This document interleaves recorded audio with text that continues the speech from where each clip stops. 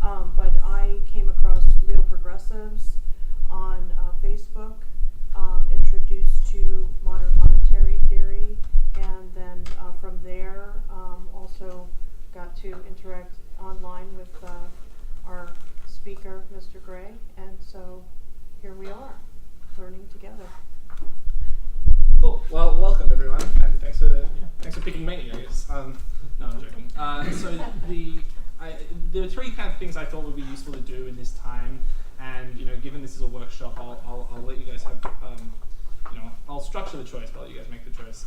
But I was thinking of going through a series of sort of slogans that have a lot of conceptual depth behind them that sort of trace out different parts of the kind of substantive core of MMT, and talking in particular about the two major policy planks of monetary reform on one side and the job guarantee on the other, but also looking at how it can go more broadly. And then I thought it might be useful to have a sort of clarifications time of explicitly, just asking constructive questions about how you understand MMT to work, and then lastly a kind of throw your best criticisms or objections and things and see where we go at. So those are the kind of three things that I thought would be worthwhile doing.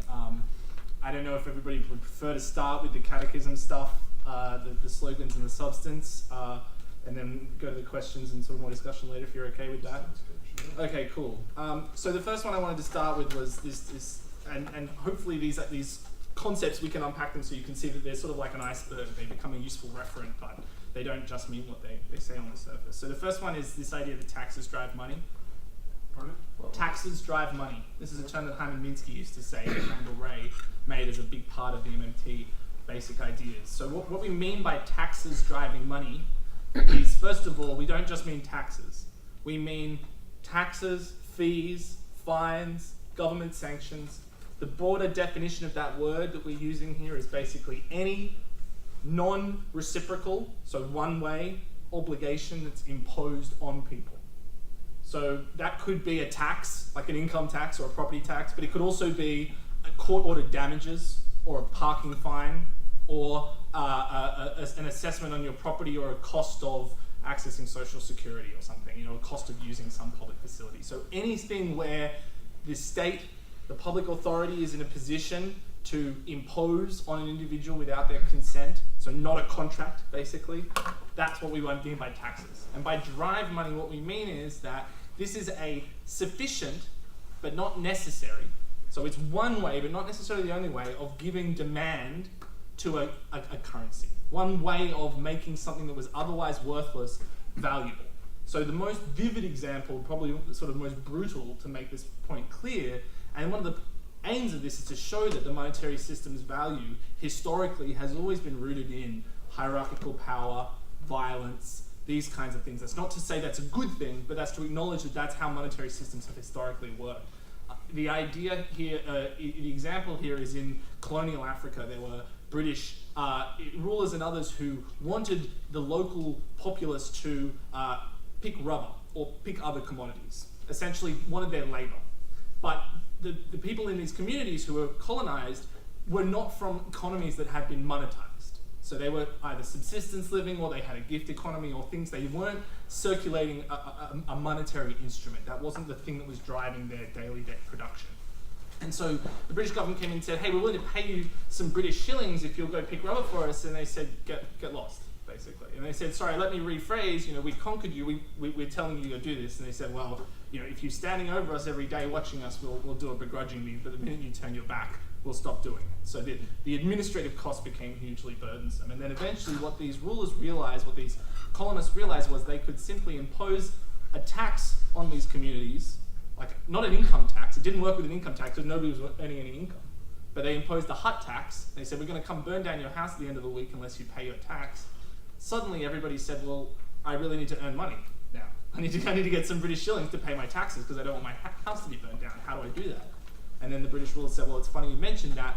There's a rubber plantation down the road that'll pay you exactly as much as you need. So suddenly there was this, people went from a state of just living to a state of unemployment, by which we would define as you're looking for money, but you don't have enough of it. Yeah. When can we ask questions? You can ask questions if it's within the flow. Okay. If it's a broader question not related to what we're talking about, maybe save for I later bet- sections. But if it's on this, yeah. The tax drives money thing, I understand that, but I'm wondering, you said there are other ways, and I'm wondering what other ways there are, and I think now, given our current society, that may not be as important. I'm just wondering what you think about that. Yeah, so there's two things. One is to say that it gives an initial demand for a currency isn't to say that it's the only thing that gives the demand to that currency.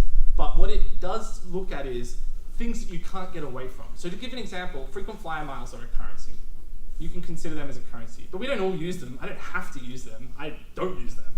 But I have to use US dollars while I'm in this country. Right? So there's two things you can't avoid: death and taxes, as the saying goes, right? And so as long as you are forced to live in a society where there are laws and those laws are enforced by a state, and that state is going to need to have the means to enforce laws, that is to say it's going to need to have courthouses and judges and police officers and lawmakers and all those things, it's going to need to get resources to make those lights turn on in those buildings and make people turn up and put the robes on and everything. And as long as it needs resources, it's going to need to do the equivalent of somehow forcing people to pick rubber, right? Whatever the modern equivalent is. So the fact that on a day-to-day basis, we don't wake up and go, I need to pay my taxes, that's why I want US dollars, doesn't mean that's the only reason why we use US dollars on a day-to-day basis, but it is potentially the reason why we're using US dollars and not Swiss francs. And it is the reason why everybody uses US dollars, but not everybody uses American Airlines frequent flyer miles. So you're saying if the tax system ended, the dollar system might end as well? Well, this is interesting. I was just having this conversation outside. If the tax system ends, what you're also saying is that the state loses the ability to provision itself.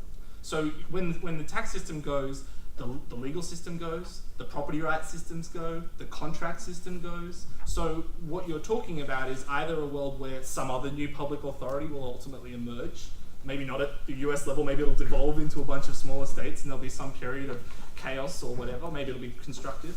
But either some new public authority will emerge, or you're going to have a system where you don't have a rule of law. And whether you want to have a socialistic system, a commons-based system, or whatever you want to have, as long as there are rules that need to be enforced and people are expected to obey them, then the enforcement mechanism, whatever you want to call that, becomes the state. Even if it's a system of confederate councils based around the country that all have to meet and coordinate, that's just a sort of very distributed decision-making system of a state. In the broader sense. I don't mean to harp, one last point. I didn't mean to end it and so the government couldn't provision itself. For instance, the NEED Act has another way of introducing money into the economy, also includes taxes as well. So what do you think of that? So my point about the fact that just because taxes might be an initial thing that drives a demand for certain currency doesn't mean it's what we use every day. I see. How the NEED Act chooses to start that conversation, as long as there's a reason why you're going to need those dollars, then you're still having a tax-driven money system ultimately. Now, another way that you can have benefits is network effects. So you can have benefits, network effects. Okay. So you can have benefits that I use it because other people use it. But that's not something that necessarily drives a stable long-term demand for a currency to be the dominant currency in a system. So, in the same way as we all use MySpace for a period because we all use MySpace and then we stopped and we all use Facebook because we use it and next year we could use something different. Network effects are powerful, but they're also fickle in a way that a tax-based system isn't. So you can have multiple competing currencies. So this goes to the next one, the next term that is relevant here, which is also a Hyman-Minsky term, which is anyone can create money. The challenge is to get it accepted. So I can create Rowan dollars, but the size of the Rowan dollar economy is extremely small. It's just me and my sister, if I can, not let her leave the room. So the question of which monetary system gains dominance is like having 500 languages in New York City. English is still the one on all the books, but people might use a whole range of different languages on a day-to-day basis in their private lives. So you can have a system of multiple overlapping currencies doing different things, from frequent flyer miles to a credit, a time credit hour in Ithaca or whatever it is. But as long as there is a common rule of law across a whole country and there is a system of taxes or a way of provisioning that, then whatever that entity declares acceptable will ultimately have a degree of moneyness. Now, if you're in a small developing country that primarily relies on foreign exports, your ability to force people into that tax economy might be very small. Your ability to force people to spend much time in that economy once you force them into it might be very very small. They might spend 5% of their time there, pay their taxes, pick the rubber, keep their house from burning down, then go and spend the most of their time in the frequent flyer mile economy or the American dollar economy. But that's a function of the state's limited capacity. And in the same way as taxes drive money, you look at examples of hyperinflation in history, and they're usually examples where the state is broken down. The ability to collect taxes, the ability to enforce the rule of law has broken down. Sometimes that's a result of some outside shock that then kicks everything off and they don't respond to it appropriately.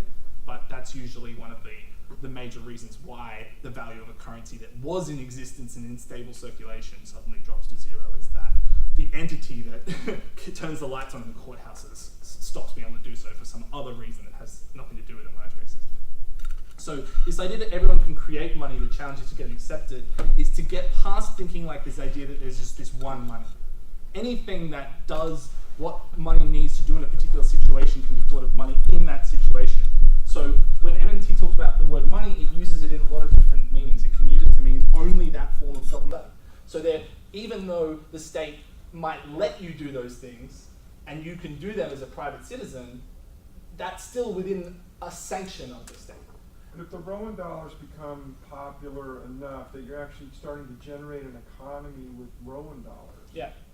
Isn't that when once it starts to happen, you're going to get... Well, so a good example here is the people who are sort of talking around Bitcoin. They think it's going to be this way to get past the state. Now, on one level, this is another use for money in addition to network effects, is I would call it money laundering. Not in a negative sense, in a sense of sometimes it's good to not have the government be able to track every single transaction in the economy. So one thing that's good about Bitcoin is it's sort of a black hole in the middle of the system. We all might need American dollars for our coffee at Starbucks, so we all might need American dollars at the end of the day to pay our taxes, but there's a bunch of stuff that we might be able to do in the middle that doesn't need to be done in American dollars, and we can, or can pass through that Bitcoin layer to be essentially laundered if it's sufficiently anonymous. So there are reasons why you might want to have those other currencies for civil libertarian reasons, for privacy reasons.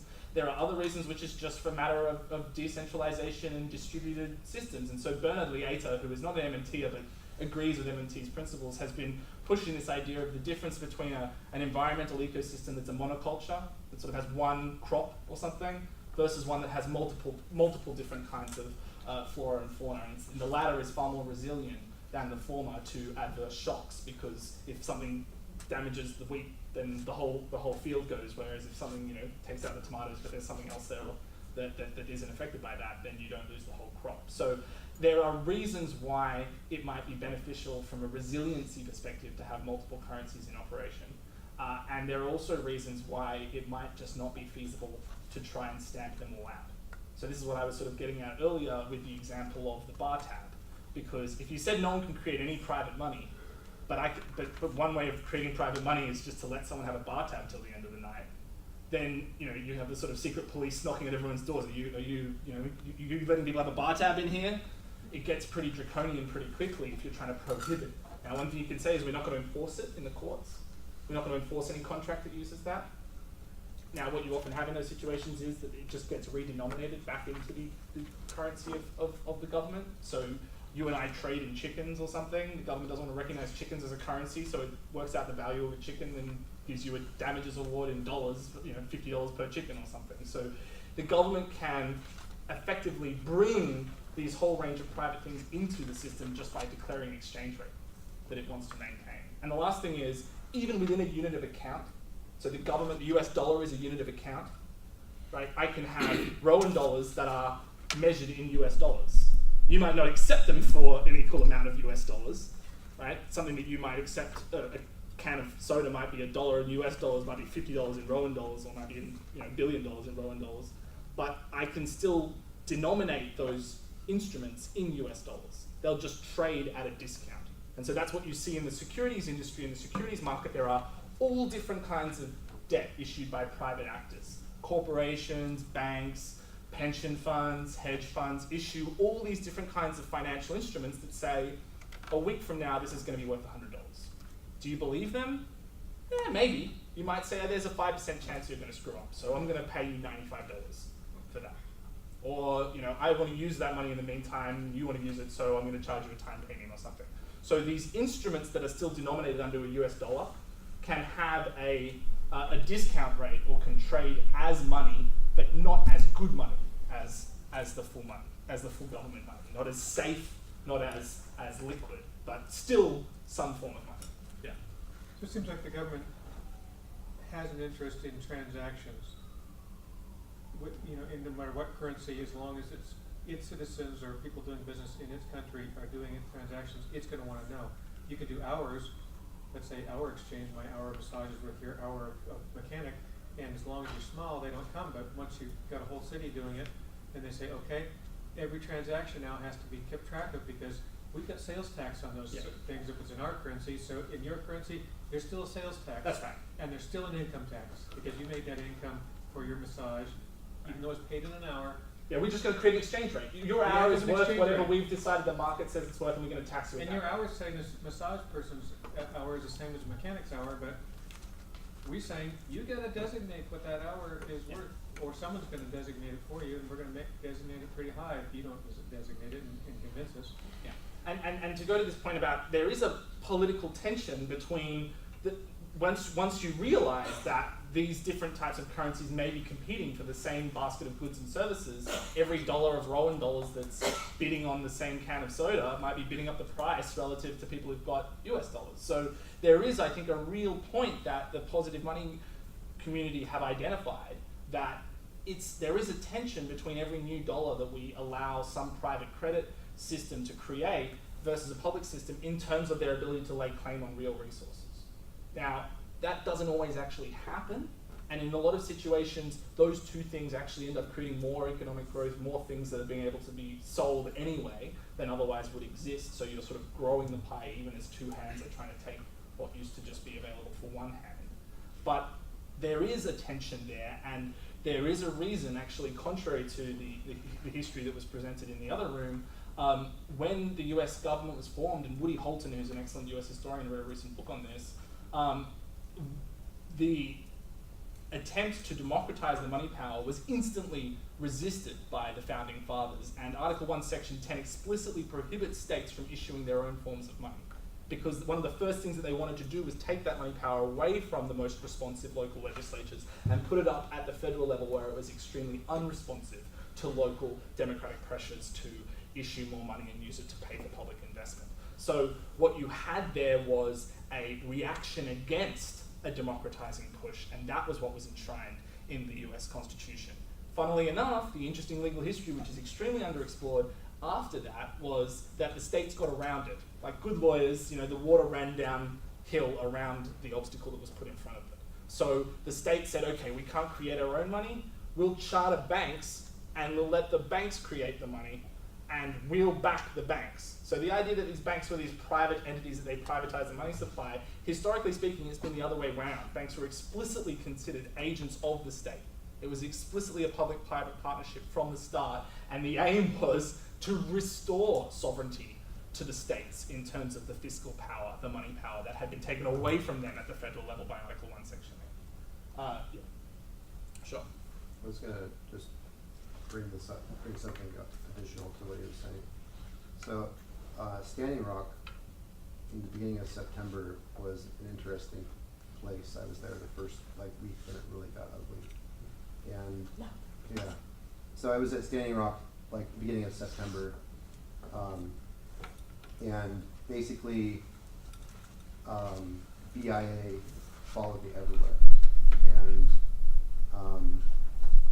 a lot of people that had certain, I don't know why they would follow people and whatever, but what I learned there was it was kind of like, on one hand, the first couple of days it was like New Jerusalem in the Bible, like chapter 20 and 21, Revelation, but it was kind of a strange, crowdsourced, all these people from around the world bringing goods, commodities, food. Important to have technical ways for that to happen, and I think that it's important to work out where that boundary is. And I think one thing that's really important there is the legal history of cash, because cash is something that's issued by the government. Once it's out in circulation, apart from very broad measures like looking at barcodes when 100 million gets stolen from one bank and you can trace the barcode numbers and things, apart from those kinds of very limited surveillance mechanisms, the actual transactions that go on with cash are decentralized. So one of the challenges of moving to a digital world is there isn't a way to do that anymore. or there hasn't been a way that's been sufficiently invented yet, where you have a government-issued liability, so you know it's got safe enduring value because of the death and taxes, etc. But you can transact it without a middleman. At the moment, all transactions go through a bank or a mobile money operator or something. The ability to create a digital cash instrument that's secure with the government's seal of approval on it and it can't be counterfeited, but that is sufficiently anonymous to do decentralized transactions hasn't been created. And even when it gets created, and I work with a company called eCurrency that actually has got technology that does this, and they've been rolled out in Senegal this year, and they work with a number of other central banks around the world. Even when you have that technology, you have to address this question, which is there's a legitimate public policy interest in surveillance. So there is a line there in the same way as with cash. When you go to the airport, there's rules about having more than $10,000 worth of cash on the plane. Now that's not something that's embedded in cash. It's not like cash starts beeping, flashing red when you have more than 10,000 of it. So it's technically dumb, but the law imposes a regulatory layer on top of that, and they sort of play the cat and mouse game of cops and robbers to try and monitor that. Yeah. I would really appreciate if you would just lay out the specific reforms that the theory that your theory Sure. purports to hold, Okay. and so that we can actually have a discussion of Yeah, yeah. those. Okay, yeah, so the first one is the job guarantee, which is the idea that unemployment, to use the example of the colonial African story, unemployment is a creature of the state. And it's a creature of the state because unemployment definitionally is a person who is seeking to do something in exchange for money. Now, they might want that money for a whole range of reasons. That's not really relevant to the question of whether they're unemployed. Unemployed is, I'm looking for something to do to earn money, and I can't find it. Now, what the MMT argument says is because that is something that is created as a result of the monetary system, the decisions of how money gets created and injected into the system is a decision by the state. So if the state is creating a system where only 95% of people have access to a means of earning money on a day-to-day basis, that is to say there's only 95 jobs available for every 100 people, then the state is deliberately and explicitly choosing to structure the monetary system in such a way so that the money is being injected only to those people. If you had a system where there was essentially a crank in the wall, a hand crank, and anybody that turned that crank after 10 minutes, a dollar coin came out, then anybody who had a working arm could go and get as much money as they were willing to put into the hand crank. That would be a different system of money creation and injection that wouldn't leave people in a position where they wanted to earn money but couldn't do so unless they literally had no arms. So that's why the MMT analysis of how money works and how money's value gets created leads to the normative conclusion that the state should come up with a system as a matter of justice and fairness that allows everybody to have access to some way of making money in dignity and participating in the process of real production and have a voice and a vote in what that production looks like. So that's the first policy. In terms of monetary reform, the first thing would be to have, there's a range of ways that you could do it technically, but the idea would be to stop paying interest on government securities, so what we would call a permanent zero interest rate policy. So in that world, you don't need treasury securities anymore. You might want them for reasons related to the financial market so that they have an asset that they can collateralize and things, and that goes into financial market design. But from the perspective of fiscal financing, it doesn't matter whether you finance the government's deficit by issuing greenbacks or by running a reserve overdraft or by simply marking up people's accounts, whether those accounts are at a public bank or at a private bank or at some new form of digital currency system that we've created. Well, why would anybody want those, though? If there's no benefit, what's the difference between that and cash? Well, there's no difference. That's exactly the point. Okay. This essentially means that all government liabilities become cash. Okay. And the point here to think about is that currently we don't just have government cash and government debt. We have food stamps, we have student debt that's backed by the government, we have home mortgages that are backed by the government, we have a whole range of instruments that are forms of government money. They're different flavors, they have different functions, and what you could do, what I proposed in this digital fiat currency company is to have one common instrument that can fill all of these functions. So I call it super convertibility, because right now we have convertibility. If you take a $100 note, you get 250s back. If you take a $1 note, you can get 4 quarters. If you take $100 in treasury debt to the central bank, it will give you a certain amount of cash back. So there's already convertibility between all of these different kinds of instruments. But what you would be doing is having one kind of common instrument that's the meta instrument, and every other one of these can be considered a special purpose or earmarked version of that. So the MMT point of view would say no interest payments, because they say that that's, first of all, essentially free money. It's welfare for people who already have money. Now, some people right now rely on that. Pensioners, for example, rely on the fixed income that they get from these safe investments. So you, to the extent that you believe, and I do, that there's a public benefit in having some sort of pension system, you might want to come up with a new form of program to provide that safe return to pensioners only, but not everybody else that holds government debt right now. So that's one thing that you could do. Once you do that and you make it very clear how government financing works, you could stop issuing treasury securities at all and only issue this digital cash instrument. You could issue only 3-month treasury securities but not have some measure of the national debt so that these securities can be used in financial markets as a base safe asset. You can do a whole range of different things, but the point that MMT would say is divorce the spending of money, the running of a deficit, from this idea that you need to pay for it somehow. Divorce it from this idea that you're borrowing it from someone because you're not. Right now it looks like you are, but you're not really.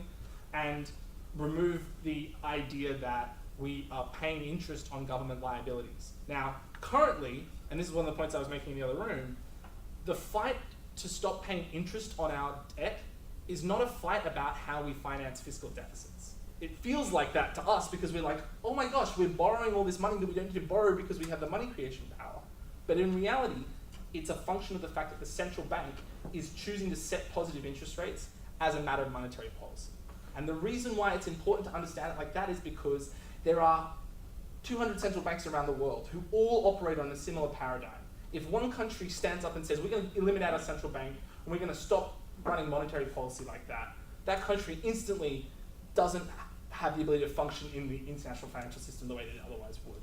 So from the MMT point of view, once you understand that this fight over debt-free money is really a fight over zero interest money, and that's really a fight about monetary policy, it becomes clear that the only way to win this fight is to win it at the national level. It's to take on that network of central banks and that dominant policy consensus in the central banking class that says the way that we stabilize the aggregate demand of the economy is through interest rates, and defeat that on its face. You can't smuggle in this fundamental reform of how monetary policy works via proposing a technical change to fiscal policy, because all the central bankers who sit on these committees around the whole world, they know what's going on. They'll say, sorry, no. And if they let you do it, if you say issue greenbacks or just run a direct overdraft at the central bank, the Federal Reserve or the central bank of whatever country will just pay interest on it on the back end. And then you're back to having interest being paid. So this is a little technical, but to give it to make this point, right now, if you run an overdraft at the Treasury, and the next $100 billion of deficits were just created by new money, the central bank just created new reserves and pumped them into the system. Because the central bank right now is paying 0.25%, or maybe it's up to 0.5% now, interest on excess reserves, that $100 billion of debt-free money gets parked into a bank account, and the Federal Reserve just starts paying interest on that. What's the difference between an interest-earning reserve and an interest-earning debt instrument? From the perspective of the person who's holding it, it's just a safe instrument that earns interest for that person. From the perspective of the whole government, both of them are interest handouts. So whether you finance the government deficit by money or by debt doesn't matter as much as whether the whole picture of fiscal and monetary policy together is paying interest. And that's why you have to fight the central banking class or the central bank layer of the system at that layer of the system. Yeah. Well, I'm just thinking, the interest on the debt was prime lending rate under 1% for a decade, right? And now it's still really low, and yet credit card debt is 15% or something. Right. So there's two. That's right. There's two different concepts of interest rates there. The interest rate set by the central bank on government money is a monetary policy thing. It's not about the riskiness of the debt. It's not about the creditworthiness of the borrower. It's none of the stuff that we think about when we get an interest rate for our home loan. The interest rate set on government debt is a positive decision by the central bank to pay a certain rate. They say we want it to be 2%. We'll just pay 2% to people. So the interest rate is 2%. And as long as they don't run out of money in their pocket to keep doing that, they'll be able to keep paying 2%.